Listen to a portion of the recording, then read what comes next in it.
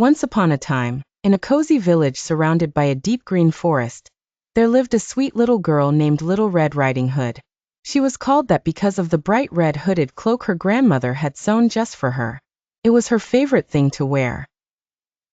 Little Red loved visiting her grandmother, who lived in a cottage on the other side of the woods.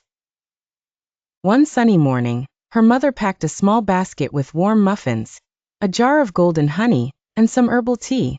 "Take this to Grandma and stay on the path," her mother said. "And remember, never talk to strangers." "I promise, Mama," Little Red said cheerfully and skipped off into the forest, her red cloak fluttering behind her like a flag. As she followed the winding trail, the birds chirped overhead and butterflies danced beside her. But hidden behind a tree, a sneaky gray wolf watched with sharp eyes. The wolf stepped out and smiled in a friendly way. "Good morning, little one. Where are you going with that lovely basket?" "To visit my grandmother," Little Red replied politely.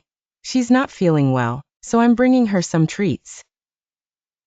"Ah," said the wolf, pretending to care. "What a kind girl you are. Wouldn't some fresh flowers make her feel even better? There's a meadow just over there." Little Red looked and saw a sunny patch full of colorful wildflowers. "That's a great idea," she said and walked over to pick a few. While she gathered flowers, the wolf dashed off to Grandma's cottage, his paws barely making a sound. When he arrived, he knocked on the door.